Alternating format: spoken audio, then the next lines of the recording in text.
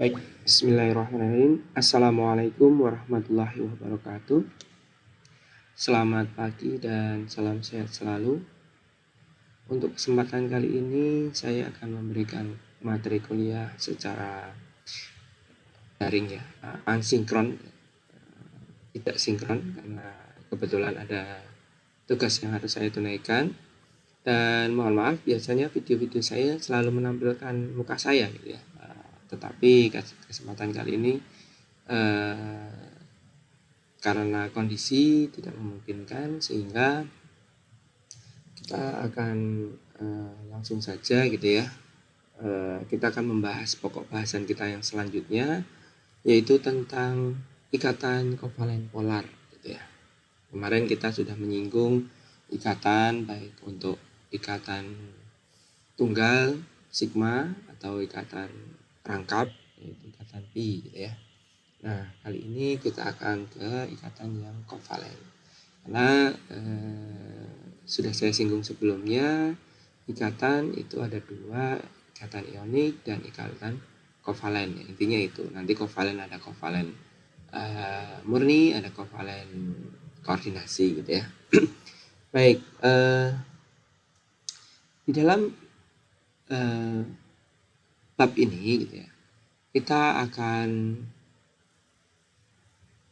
membahas, jadi kenapa harus ada bab ini, itu adalah dasar untuk seorang ahli kimia gitu ya, atau seorang kimiawan untuk menjelaskan tentang reaktivitas bahan-bahan kimia gitu ya.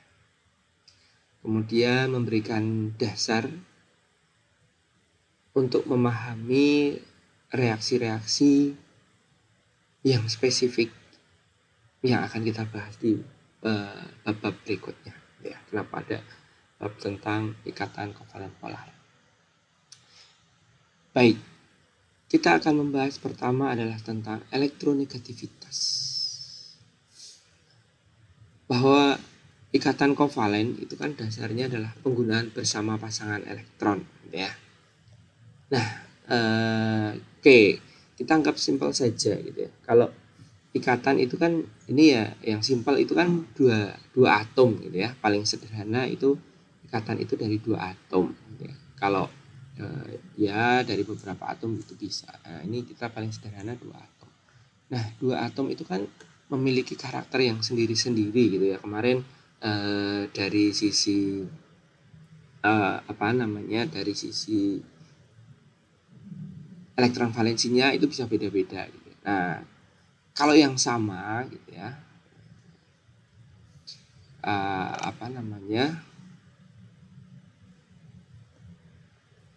kalau yang sama berarti kekuatannya juga sama gitu. Jadi atom itu kan mengikat bukan belum mengikat ya, karena masih dikelilingi elektron. Itu kekuatan menarik elektron, kekuatan menarik elektron itu untuk setiap atom kan berbeda-beda. Oke, kita ambil contoh saja. Kalau yang atom H membentuk hidrogen H2, berarti karakternya sama. Nah, ini kekuatannya kan juga sama gitu ya. Nah, kalau ikatan kovalen membentuk dua atom H ini membentuk ikatan kovalen gitu ya, kekuatannya sama, kekuatan menarik elektronnya juga sama gitu ya. Nah, sehingga kalau untuk ikatan hidrogen, kalau ini atomnya sama ya, ini benar-benar kovalen murni gitu ya. Yang paling kiri ini gitu ya, ini XX sama, misalnya H2. Nah, berarti dua elektron yang digunakan berikatan tadi ya letaknya akan di tengah-tengah persis gitu. Nah, bagaimana kalau yang kovalen yang polar gitu ya. Nah, yang polar itu ternyata kalau dua atom itu punya kekuatan menarik elektron itu berbeda. Itu kan bisa disebabkan misalnya dengan jari-jarinya yang berbeda, itu menyebabkan kekuatan tariknya atom terhadap elektron itu berbeda. Nah, misalnya apa ya yang berbeda? Oke, yang paling berbeda misalnya H dengan Cl. HCl. Oh, HCl itu bukannya ionik, Pak? Enggak, HCl itu bukan ionik. Nanti kita akan lihat. bagaimana HCl itu bukan merupakan ikatan ionik gitu ya. Oke. Nah, dengan Cl kekuatan menariknya berbeda. Akibatnya apa? Cl ini mempunyai kemampuan menarik elektron yang lebih kuat dibanding atom H. Akibatnya, nah ini tadi kan atom H kalau berikatan membawa 1 elektron, atom Cl yang untuk berikatan itu juga 1 elektron. Tetapi apakah letaknya akan di tengah-tengah? Enggak, karena kekuatannya berbeda. Akibatnya apa? Cl ini menarik elektron lebih kuat. Nah, seperti di posisi yang kedua ini. Ini yang nanti ikatan kovalen. Nah, ini yang kovalen polar itu ada di sini. Nah, kalau yang ikatan ionik itu kan terjadi serah terima elektron, gitu ya, serah terima. Nah, misalnya nanti NaCl misalnya, NaCl. Oke, NaCl ini nanti atom Na ini akan menyerahkan 1 elektronnya kepada Cl gitu ya. Karena saking kuatnya menarik dibandingkan Na. Nah, ini nanti akan benar-benar ionik. Jadi kovalen polar itu sebenarnya adalah karakter antara ikatan kovalen murni ini kalau benar-benar di tengah-tengah gitu ya.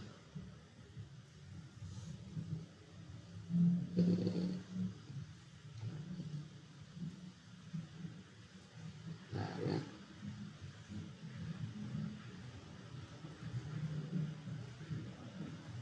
Oke. Kovalen murni ini benar-benar di tengah-tengah. Nah, kalau kovalen polar itu yang ini. Nah, jadi ikatan kovalen polar itu terjadi karena kekuatan menarik elektron dalam elektron yang digunakan untuk ikatan ini salah satunya lebih kuat dibanding atom yang lain.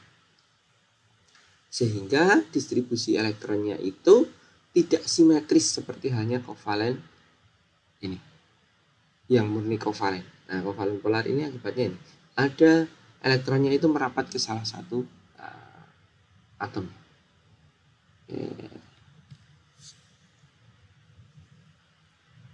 Ya.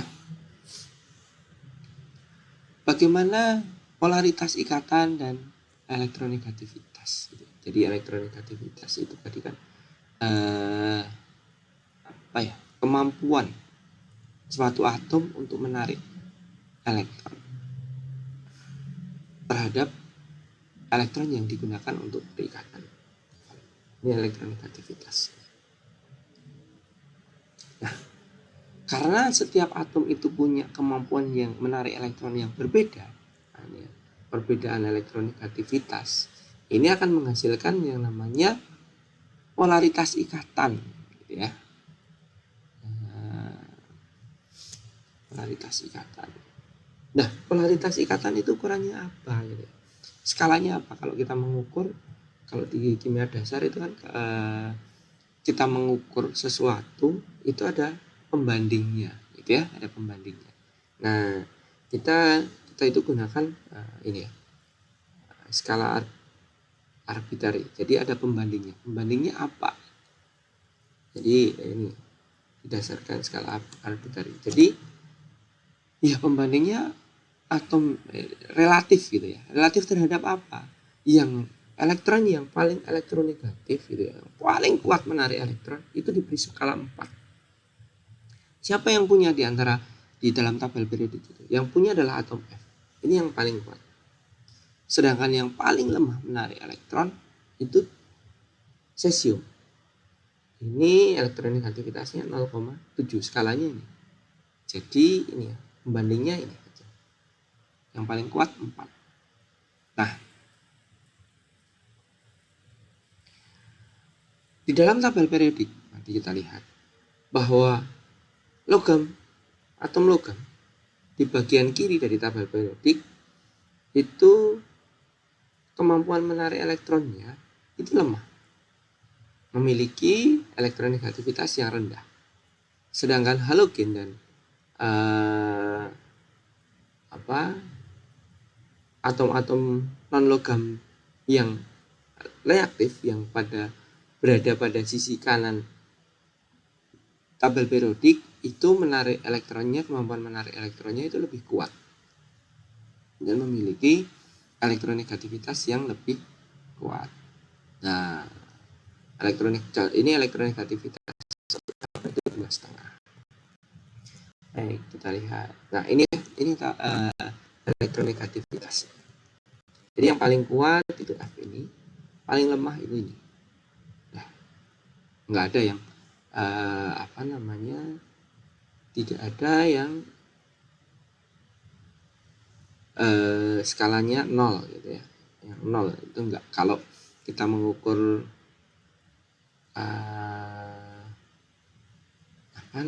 kita mengukur ketinggian itu kan nolnya adalah yang digunakan 0 itu permukaan laut gitu ya. Tetapi kalau ini justru yang ada yang paling tinggi itu adalah F. Oke, nah ini yang termasuk yang elektronegativitasnya kuat kan ini ya, yang ada di kanan atas ya. Oke, yang logam yang sebelah kiri ini lemah. Logam yang kanan itu lebih kuat dibanding logam yang sebelah kiri. Nah, atom H ini tidak ikut di bagian logam. Ini termasuk tengah-tengah ya, 2,1. Ini 2. Yang 3 ke atas itu yang kuat menarik elektron. Kemudian kalau helium golongan gas mulia ini tidak diberi skala gitu ya. Oke. Nah, bagaimana polaritas ikatan dan efek induksinya? Gitu ya. Kita lihat kalau tadi ikatan kovalen yang non polar itu syaratnya apa? Kalau atom itu mempunyai elektronegativitas yang sama. Nah, ya mungkin saja ada 2 atom berbeda tetapi elektronegativitasnya sama. Contohnya atom H dengan atom P. Ini elektronegativitasnya sama. Jadi kalau membentuk ikatan antara P dengan H saja itu juga nanti di tengah-tengah gitu ya. Tetapi pH kan enggak cuma 2 enggak. Nanti kita ya. Oke, kemudian yang ikatan kovalen polar, gimana Pak? Ikatan kovalen polar. Dikatakan ikatan kovalen polar itu kalau perbedaan elektronegativitas antar atomnya kurang dari 2. Sedangkan kalau perbedaan elektronegativitasnya itu lebih dari 2, itu dikatakan ikatan ionik. Nah, ini nanti mendefinisikan ionik juga harus dari elektronegativitasnya gitu ya. Kita lihat nanti. Nah, ini tadi kita lihat ya. Tadi saya nyatakan HCl itu bukan ikatan ionik, benar enggak? H itu 2,1, kemudian Cl itu 3,0. 3,0 dikurangi 2,1, 0,7. 0,7 itu di bawah 2. Nah, ikatan kovalen polar gitu kan ya. Tapi kalau NaCl, Na itu 0,9, kemudian Cl tadi 3,0, ini 2,1. Ini lebih dari 2. Maka ini ionik. Sedangkan ini kovalen polar ya. Nah, itu kenapa kok HCl kok ya. Oke, lanjut.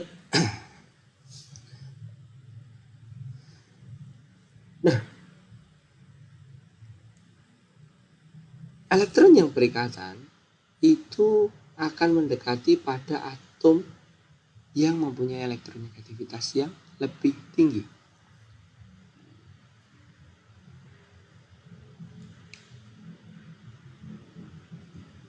Atom C ini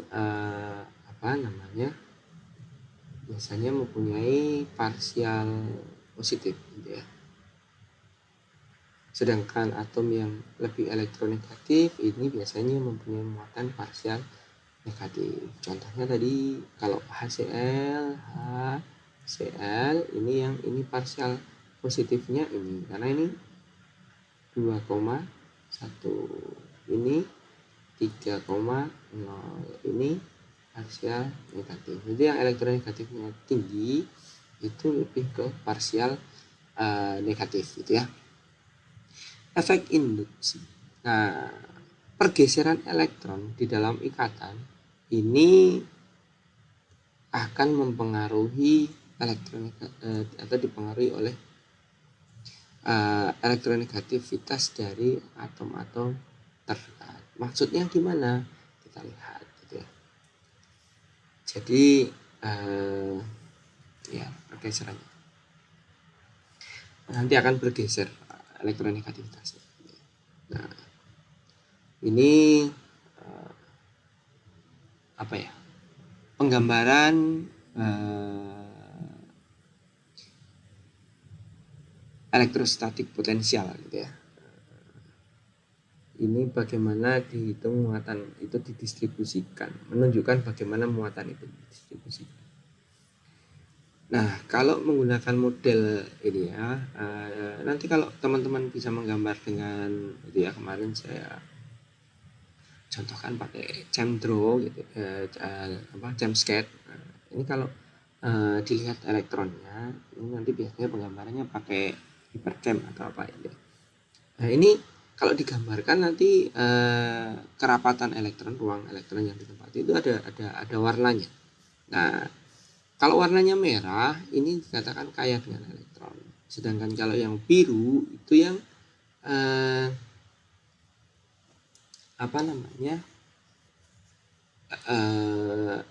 miskin elektron ya. Nah, kalau ini panah ini menunjukkan arah dari polaritas ikatan. Nah, contohnya ini adalah metanol.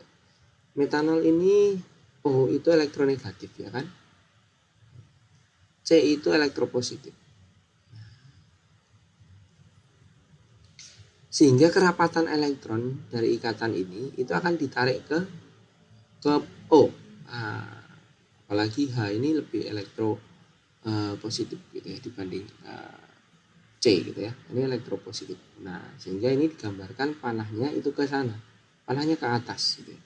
Nah, ini ada tanda plusnya, berarti arah elektronegativitasnya atau arah elektronnya, kerapatan elektronnya itu ke sana. Dan sini adalah bagian yang lebih elektropositif. Ya. Oksigen itu 3,5 gitu ya. Kemudian karbon itu 2,5. Nah, ini kerapatan elektronnya akan ke bagian oksigen. Kemudian ini perbedaannya 1, berarti ini ikatan kovalen gitu ya. Kovalen polar. Oke, kemudian ini kalau litium itu jelas elektropositif gitu ya. Karbon itu lebih elektronegatif dibandingkan litium. Nah, ini maka kerapatan elektronnya ya ke bawah gitu ya, panahnya ke bawah. Perbedaannya 1,5. Ini juga masih metil litium. Ini ikatan kovalen juga ya. Oke. Kemudian momen dipol. Molekul sebagai satu kesatuan kadang-kadang bersifat polar. Ini merupakan dari hasil penjumlahan vektor untuk setiap polaritas ikatan dan juga kontribusi dari pasangan elektron bebasnya gitu ya. Pasangan elektron bebas.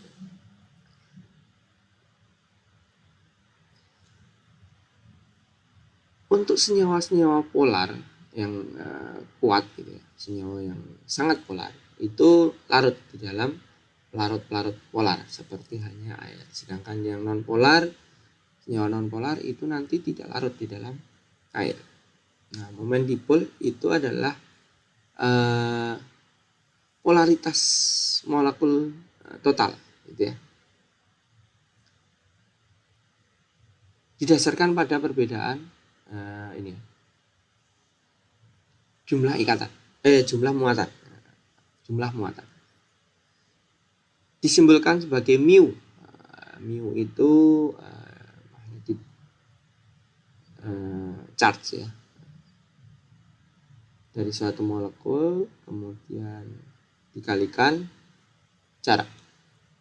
Mu itu Q kali R, satuannya D, device gitu ya. Satu device itu 3,36 kali 10 pangkat min 30 km. Oke.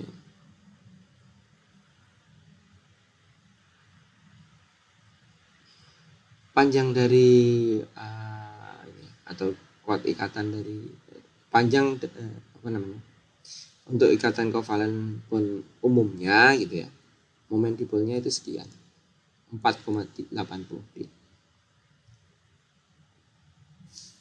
Nah, kalau H2O misalnya, H2O ini ada pasangan elektron bebasnya, jangan dilupakan gitu ya. Apalagi ini ya, ini H dengan O ini lebih elektronegatif mana? O kan ya. Nah, kerapatannya ke O. Apalagi ini kita lihat kerapatan elektronnya ke sana. Momen dipolnya adalah 1,85 D. Kemudian metanol. Metanol ini juga. Nah, kerapatan elektronnya kemana? Nah, ini pasangan elektron bebas ini menjadikan ini momen dipolnya ke arah sana. Nah, ini. Tadi kan juga digambarkan di sini kayak elektron di sini. Nah, ini momen dipolnya berapa? 1,7. Amonia ini ke arah pasangan elektron bebas. Momen dipolnya sekian. Nah, ini momen dipol yang relatif dekat dengan air. Nah, ini nanti bakal larut di dalam.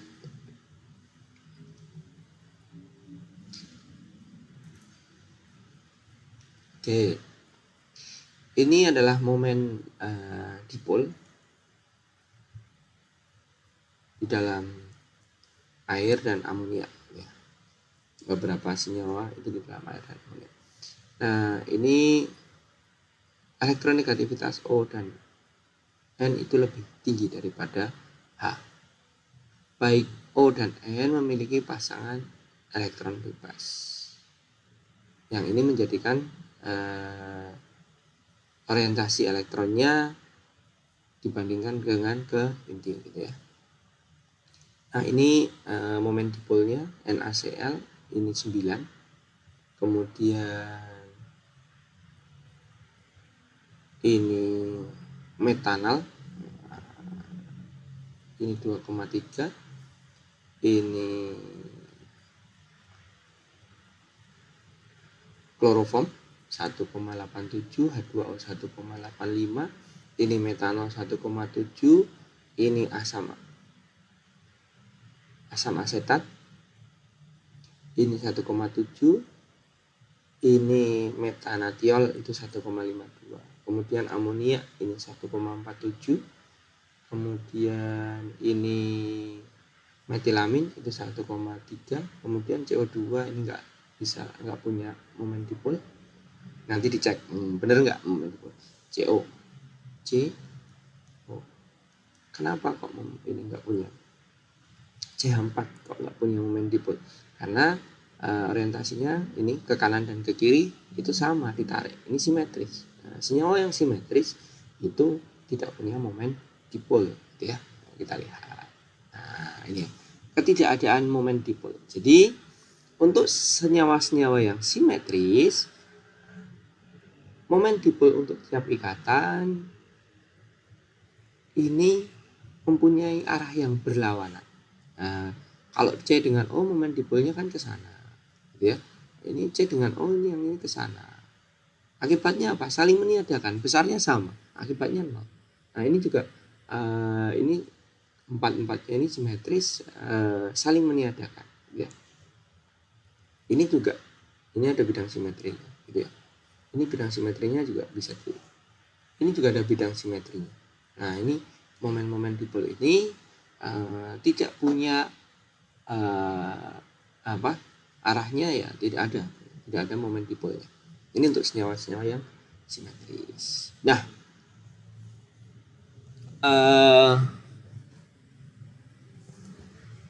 itu tadi momen dipol gitu ya. Kemudian ini kita ke muatan formal.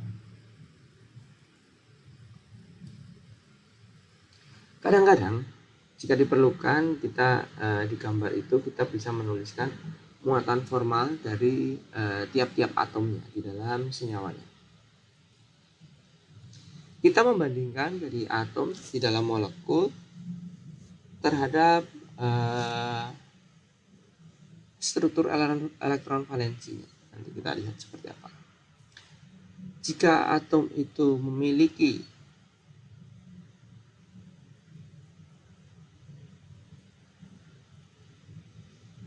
satu atau lebih pasangan elektron gitu ya di dalam molekul, biasanya dia bermuatan negatif. Memiliki satu kelebihan dari atomnya gitu ya, itu biasanya muatannya negatif.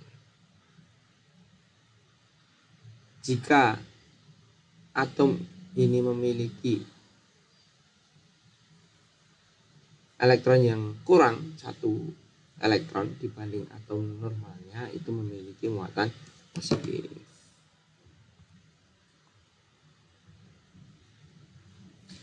Untuk atom netral ini totalnya punya muatan positif dan negatif. Ini dipolar. Contohnya ini. Ini O-nya ini kan punya satu gitu ya. Punya 2 di sini. Dia itu mestinya cuma 6, tapi ini di sini ada 7. Akibatnya O itu minus gitu ya. Sedangkan ini kurang 1 elektron. Oke.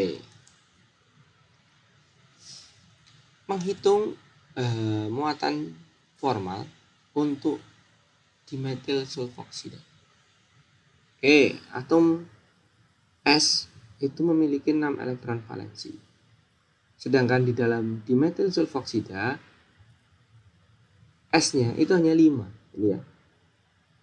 1, 2, 3, 4, 5. Masing-masing 1 kan, ini kalau ikatan kovalen kan ini membawa 1 gitu ya. Ini membawa 1 hitungannya. 1, 2, 3, 4. Nah, ini 1, 2, 3 tambah 2 pasang. Sedangkan O itu dimetil sulfoksida itu DMSO gitu ya. Ini biasanya digunakan untuk pelarut. Ini mendapatkan 1 elektron. Mestinya ke 6. Nah, di sini di sekelilingnya itu yang paling dekat itu ada 7. Nah, caranya menghitung gimana? Apakah ini kan biasanya dihitungnya kan, ini kalau aturan oktet kan memenuhi. Ya, ini aturan oktetnya kayak gini. Tetapi kalau untuk kita menghitung muatan formal, ini setiap ikatan valen ikatan kovalen ini dihitungnya cuma separuhnya. Nah, kita lihat ya. Muatan formal. Jumlah elektron valensi dalam keadaan atom bebasnya dikurangi jumlah elektron dalam ikatan ya. Atau kalau dijabarkan, ini jumlah elektron valensinya atom bebasnya dikurangi jumlah elektron yang digunakan ikatan dibagi 2 dikurangi jumlah elektron yang tidak berikatan, non bonding. Jadi kalau ada ikatan ini dibagi 2, karena ikatan itu kan sumbernya untuk ikatan kovalen ini kan dari 2 atom. Nah, ini dibagi 2 gitu. Makanya selalu setengahnya jumlah ikatan. Oke.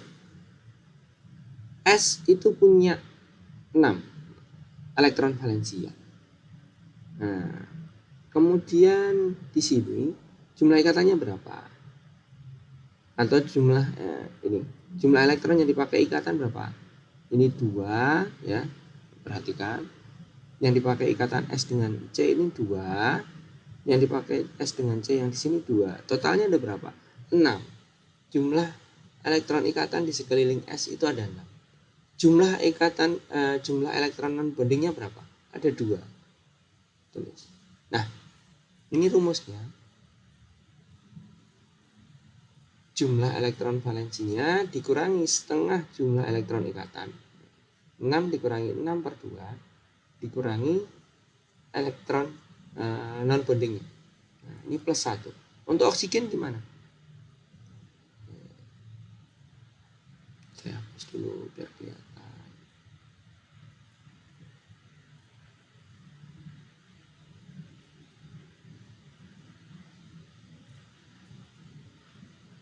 Oke, saya hapus. Untuk oksigen gimana? Elektron valensinya oksigen berapa? 6, gitu ya. 6. Harusnya oksigen itu normalnya punya 6. Kemudian di sekeliling oksigen ini ikatannya ada berapa? Ikatannya ada 1. Berarti elektron ikatannya ada 2. Ini satu garis ini 2 kali ya. 2. Ada 2. Kemudian yang non bonding di sekeliling O 2, 2, 2, ada 6. Ini ada 6. Sehingga rumus muatan formalnya 6 ini dikurangi 2 per 2 dikurangi 6 minus 1. Sehingga di dalam senyawa ini muatan formal untuk S itu plus 1, untuk O nya itu minus 1. Nah, nanti bagaimana untuk C dan H gitu ya. Nah, ini silakan untuk latihan sendiri. Oke. Ini nanti untuk nitrometan. Mestinya muatan formalnya N itu plus 1, O yang di sini itu minus 1. Sedangkan O yang di sini mestinya normal. Kita lihat gitu, biar paham. N itu berapa? 5. Ikatannya ada berapa? 1, 2, 3, 4. Artinya ada 8. Minus 8 per 2. Sebenarnya jumlah ikatan juga boleh. Dikurangi berapa? Tidak ada. 5 dikurangi 4 plus 1. Yang di sini O itu mestinya berapa? 6. Ikatannya ada 1, berarti 2 per 2. Kemudian yang elektron bebasnya 6 minus 1. Kalau yang di sini 6 dikurangi ini ada 2, berarti ada 4 per 2 dikurangi 4. 6 dikurangi 4 per 2 itu 2 dikurangi 2, 0. Nah, ini muatan formalnya 0. Gitu ya. Nah, ini untuk struktur-struktur. Kalau C-nya di sini ada ini radikal, ini muatan formalnya 0. Kalau C-nya plus itu muatan formalnya plus 1. Kalau C nah, elektron bebas gitu. Ini karbanion. C minus. Sering terputus ya. Karena berat ini ya. Saya recording sambil presentasi, ini berat. Kalau ini ya minus 1. N kalau mengikatnya 4, ikatannya punya tangan 4, muatannya mesti plus 1. N kalau punya tangan 2, ini pasangan elektron bebasnya ada 2, ini minus 1. Kalau N tangannya 3 normal gitu ya. Kalau normal itu mesti 0. O kalau tangannya 2 itu normal 0. Ini tangannya 3 berarti plus. Kalau tangannya 1 ini lengkap gitu ya. Nah, ini minus. S tangannya 3 ini plus. S itu sama dengan O ya. Tangannya 1 minus. P tangannya 4 itu plus. Nah, ini ciri-cirinya kira-kira gitu. Oke. Kemudian kita akan membicarakan tentang resonansi, gitu ya. Beberapa molekul memiliki struktur yang tidak dapat ditunjukkan dengan satu gambar saja. Maksudnya gimana, Pak? Ya, kalau kita gambarkan cuma pakai satu gambar itu ternyata tidak mewakili. Loh, kenapa tidak mewakili? Ya, kita lihat nanti. Ini ya. Kalau kita menggambarkan ya, kita menggambarkan struktur di mana di dalam gambar struktur akhir ini ya, gambar yang berkontribusi gambarnya yang mana gitu ya. Atau posisinya ikatan pi atau elektron bebasnya itu yang benar yang di mana gitu ya. Misalnya ini kita mau menggambarkan struktur ion asetat gitu ya. Nah, struktur ion asetat ini kita bisa menggambarkan yang seperti ini atau yang seperti ini. O-nya yang punya muatan itu yang mana? O-nya yang merah atau yang hijau gitu, yang punya muatan minus 1 itu. Nah, ini kan nggak bisa digambarkan dengan satu struktur. Nah, ini kita gambarkan 2. Dengan cara apa? Nah, ini gini. Kalau kita ada dua struktur, maka disebut struktur resonansi. Bentuk resonansinya. Nah, bentuk resonansi itu biasanya digambarkan dengan panah ke kanan dan ke kiri. Jadi kalau tandanya panahnya seperti ini, itu tandanya itu adalah struktur resonansi. Nanti beda dengan panah yang seperti ini. Ini reaksi reversibel, gitu ya. Beda lagi dengan panah seperti ini. Ini nanti retrosintesis kalau di organik. Nanti ada sendiri maknanya. Nanti kalau mekanisme nanti ada panah yang seperti ini, ada panah yang seperti ini. Sama enggak? Beda.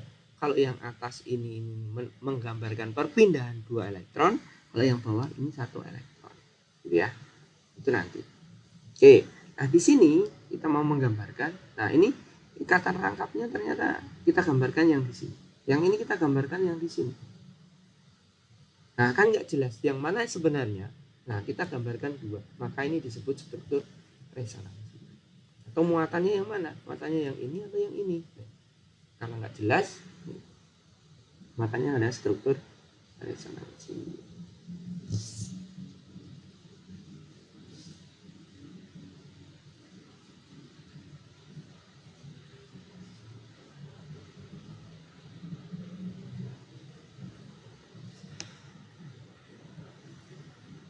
Struktur dengan bentuk resonansi tidak memiliki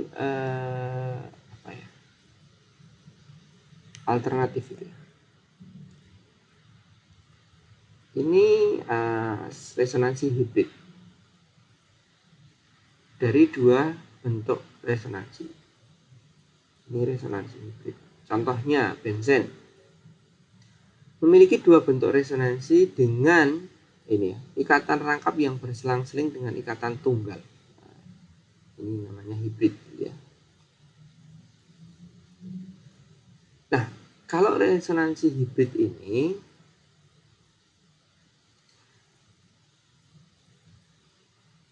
apa namanya? Struktur sesungguhnya gitu ya. Itu sebenarnya ikatan karbon-karbonnya itu semuanya sama. Baik itu yang ini ya, yang ikatan tunggal maupun ikatan rangkap. Ini mestinya kalau kita kemarin belajar di awal bahwa ikatan rangkap itu punya jarak yang lebih pendek atau lebih panjang? Lebih pendek ya. Ikatan rangkap itu jarak ikatannya lebih pendek dibanding ikatan tunggal untuk karbon-karbon ya. Karbon-karbon. Ikatan rangkap 3 nanti lebih pendek lagi. Nah, tetapi kalau di dalam struktur resonansinya benzen ini, baik yang ikatan rangkap dengan ikatan tunggal ini, gambarnya mestinya ikatan rangkap ikatan tunggal. Tapi kan ini bisa yang mana ikatan yang rangkap kan nggak jelas. Nah, ini digambarkan sebagai struktur resonansi. Nah, di dalam ini karena ini berselang-seling terus, ini ternyata ini nggak panjang ikatannya. Ini nggak beda kenyataannya, itu sama panjang ikatannya. Ini disebut sebagai resonansi hibrid gitu ya.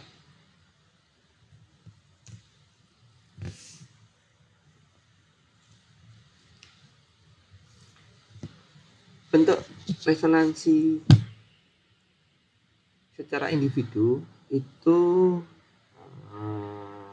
bentuk imajiner gitu ya, tidak nyata.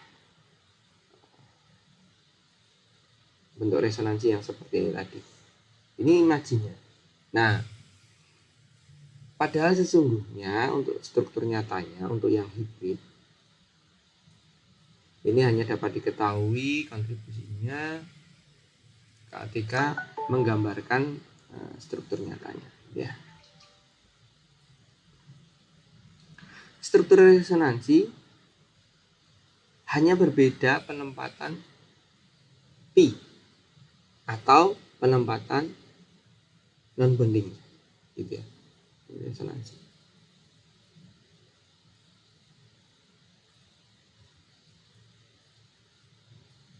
Bentuk resonansi yang berbeda dari suatu senyawa tidak harus ekivalen. Tetapi struktur resonansi harus valid kalau digambarkan dengan struktur Lewis menurut aturan oktetnya. Ketika aturan oktet gambarkan. Resonansi hibrid itu lebih stabil dibanding daripada individu resonansi secara individu.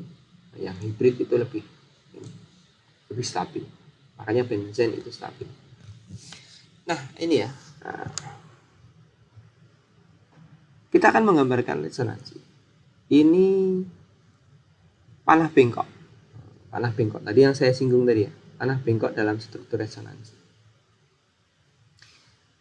Kita dapat membayangkan bahwa elektronnya itu berpindah secara pasangan, dalam bentuk pasangan, untuk menjadikan dari struktur resonansi yang satu ke struktur resonansi yang lain. Nah, ini maksudnya kita lihat ini. Yang mana? Yang kelihatan di sini. Saya hapus dulu ya. Oke. Ini kan lagi ya.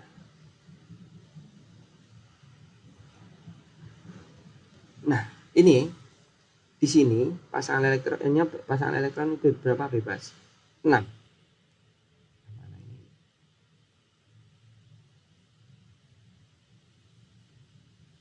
Oke.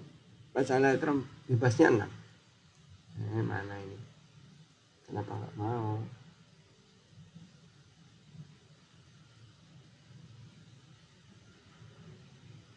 Oke.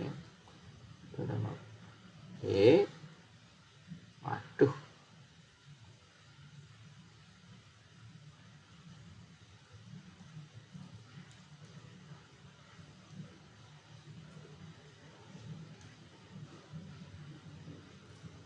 Mana ini? Pensil saya kok macet. Wah, ngambek ini. Untuk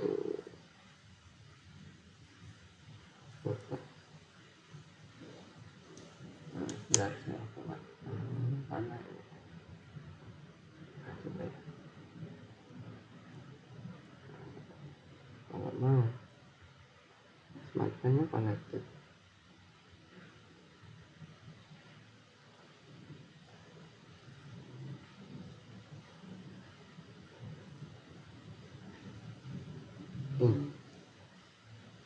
Oke, saya tutup dulu ya, coba ya.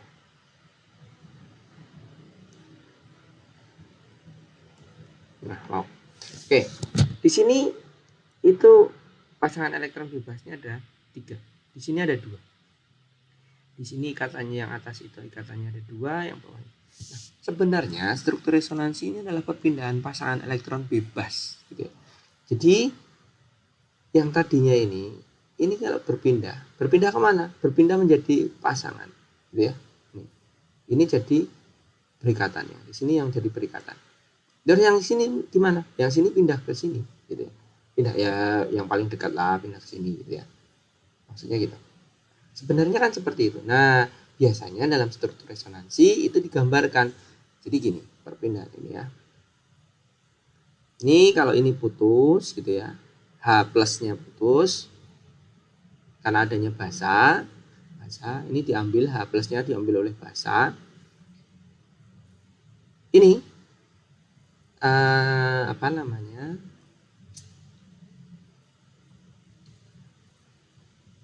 Pasangan C-nya punya pasangan elektron bebas, gitu ya.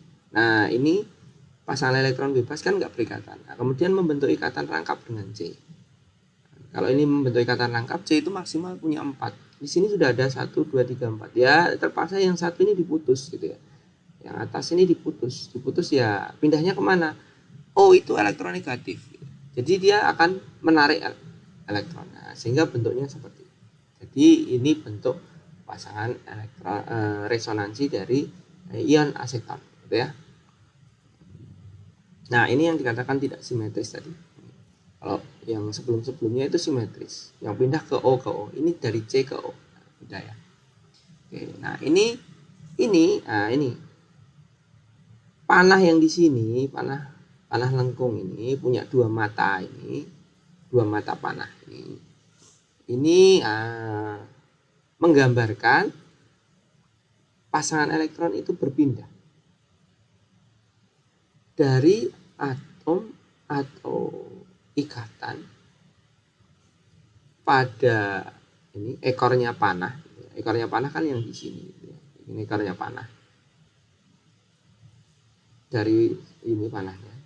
Pada atom atau ikatan di ini ujungnya panah. Nah, ini berarti ini pasangan elektron yang ada di sini. Ini pangkalnya panah menuju ke ini sehingga terbentuk ini.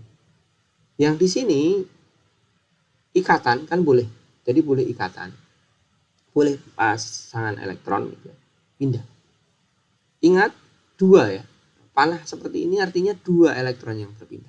Tidak hanya satu, dua. Ini tadi dua, sepasang. Itu karena nanti ada panah yang satu saja gini. Mata kail. Ini mata kail istilahnya, ini mata kail. Ini kalau ini satu elektron, kalau ini dua. Kalau dua ini panah. Tidak ada.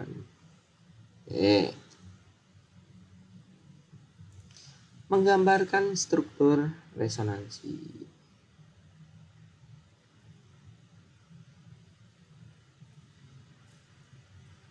Di dalam 3 grup atom dengan ikatan dua jenis, ini memiliki dua resonansi. Ini ikatan rangkap, ini ikatan tunggal. Nah, ini bisa membentuk dua resonansi. Nah, jadi dengan catatan di sini punya pasangan elektron bebas gitu ya. Ini yang ikatan tunggal ini punya pasangan elektron bebas. Nah, ini akan membentuk resonansi.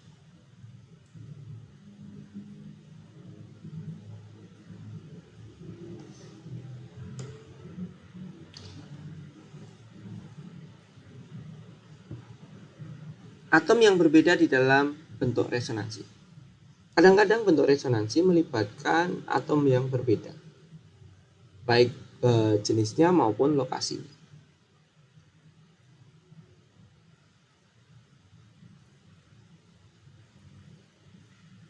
Resonansi hibrid yang dihasilkan memiliki sifat ya, yang ini sifatnya itu berasal dari kontributornya, dari dua bentuknya. Jadi ini ya, sifatnya itu jadi gabungan gitu ya. Tipenya mungkin tidak memberikan kontribusi yang sama gitu ya. Nah, enolat ini ya, ion enolat, aseton anion. Jadi bentuk aset. Ini istilahnya bentuk enolat gitu ya. Turunan dari aseton dengan delokalisasi antara atom karbon dan atom oksigen. Jadi delokalisasinya itu ini antara karbon dengan oksigen. Kalau yang contohnya tadi ion asetat itu CH3CO O-. Nah, ini kan delokalisasinya atom O dengan O. Kalau ini C dengan O. Jadi ini bisa berbeda. Kontribusinya juga berbeda. Contoh ini ya. 2,4 pentanadion. Pentanadion. Pentenadion. Pentenadion ya. 2,4 pentenadion. 2 onnya yang dion itu 2,4 itu punyanya ini keton. Keton di nomor 2 dan 4 strukturnya adalah pentena.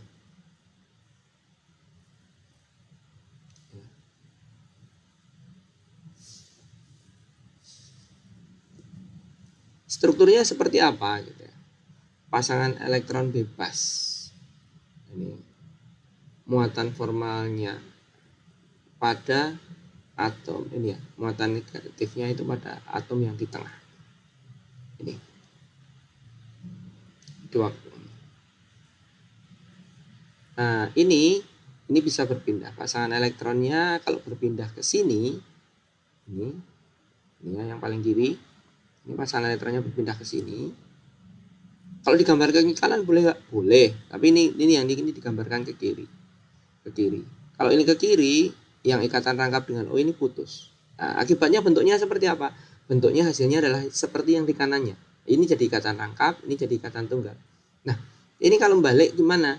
Kalau yang ini balik, pasangan elektronnya ini balik, nah, ternyata ini putus, tapi tidak menjadi pasangan elektron bebas karena elektron itu akan ditarik ke O. Gitu ya. Nah, ini bisa jadi ini membentuk ikatan rangkap di sini, yang ikatan rangkap di sini putus jadi ini. Ya kalau balik cuma jadi ini, bisa balik jadi ini, bisa. Makanya panahnya kanan ke kiri. Tapi ini lebih lanjut lagi bisa seperti ini, gitu ya. Sehingga dihasilkan 3 struktur resonansi. Oke, ini kemarin sudah ya bentuk molekul 3 dimensi. Ini saya sudah gambarkan. Yang ini itu, yang kiri itu namanya space filling, yang kanan ini bola pasak, gitu ya. Ini akan memudahkan untuk menggambarkan struktur. Nah, kemudian bagaimana dengan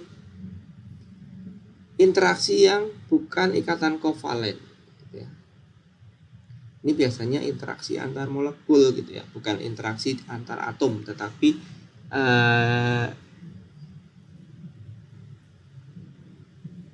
antar atom atau intermolekular. Ada intramolekular, ada intermolekular.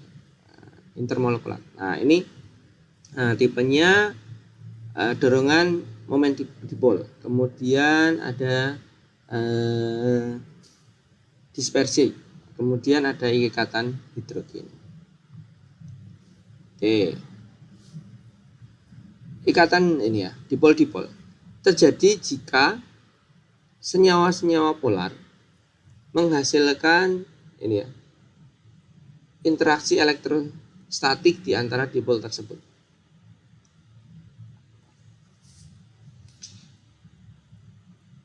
Kemudian ini ya,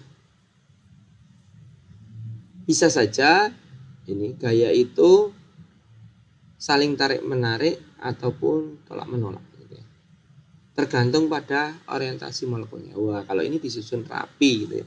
Kalau ini kalau dekat ya tolak menolak, gitu ya. Nah, ini bisa dua macam seperti ini. Ini interaksi dipol-dipol. Kemudian kalau dispersi, gaya dispersi, ini gaya, gitu, gaya dispersi. Jadi ada gaya dipol, ada gaya dispersi, ada ikatan hidrogen. Terjadi jika semua senyawa tetangganya ini terjadi karena adanya distribusi elektron di dalam molekul tersebut berubah, gitu. Nah, ini bagian elektropositif, bagian elektronegatifnya. Ini secara keseluruhan. Kalau tadi itu dipol, bedanya ini. Nah, kemudian ikatan hidrogen.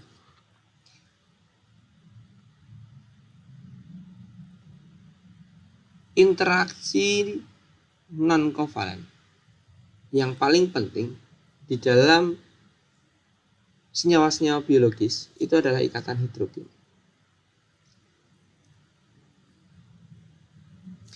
Gayanya merupakan hasil interaksi tarik-menarik antara atom hidrogen yang sudah terikat pada atom yang elektronegatif, bisa O atau N. Satu lagi F, gitu ya. Nah, yang elektronegatif. Karena tadi dari elektronegativitas ON itu kan termasuk elektronegatif, gitu ya. Yang paling elektronegatif. Dan ini elektron bebas, pasangan elektron bebas pada oksigen atau nitrogen dari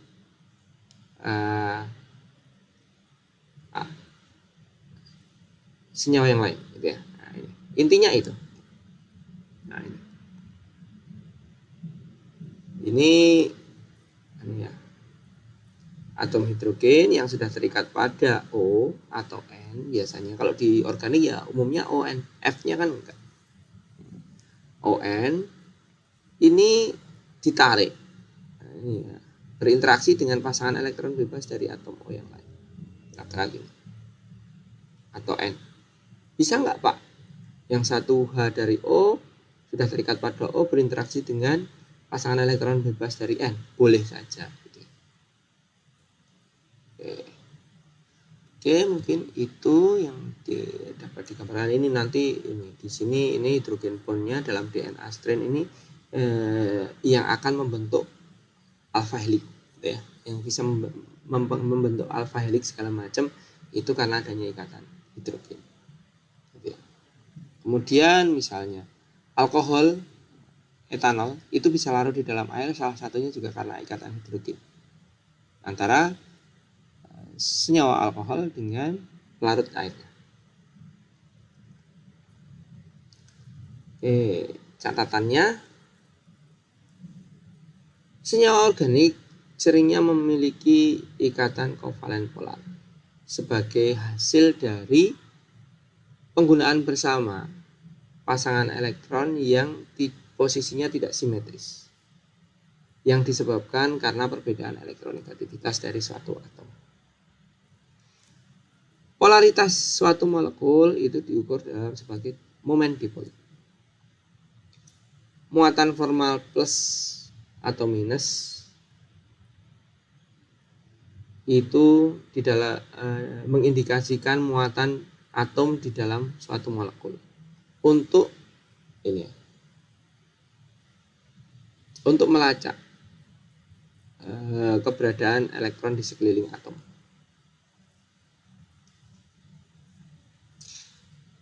Beberapa senyawa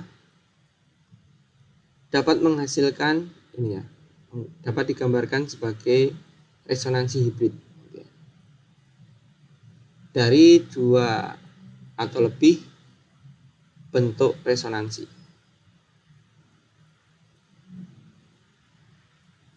yang ditunjukkan karena perbedaan lokasi elektron. Perlu diingat bahwa asam Bronsted-Lowry itu sebagai donating proton, basa Bronsted-Lowry itu sebagai akseptor proton. Kekuatan asam Bronsted-Lowry itu terkait dengan ini, minus 1 kali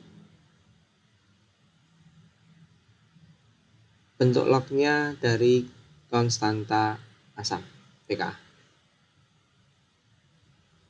Asam yang lemah memiliki pKa yang lebih tinggi. Itu catatannya. Kemudian kalau Lewis, asam Lewis itu memiliki orbital kosong yang dapat menerima pasangan elektron bebas. Sedangkan basa Lewis itu sebagai donating pasangan elektron bebas. Nah, ini asam basa Bronsted-Lowry kemudian asam basa Lewis ini perlu diingat gitu ya. Di dalam struktur terkondensasi C dengan C dan C dengan H ini kadang-kadang tidak digambarkan secara ini dari yang kemarin itu ya. Kerangka struktur utama menunjukkan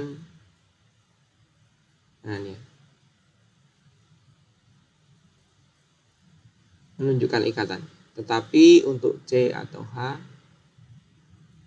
ini tidak digambarkan biasanya. Yang digambarkan adalah bentuk atom lain. Bentuk model molekul itu dapat digunakan untuk menggambarkan struktur untuk pembelajaran. Untuk struktur atau interaksi non kovalen itu ada interaksi gaya dipol-dipol, ada gaya dispersi, dan ada gaya hidrogen. Itu saja untuk materi kali ini. Silahkan dipelajari lebih detail. Kemudian kalau ada pertanyaan kita diskusikan. Terima kasih atas perhatiannya.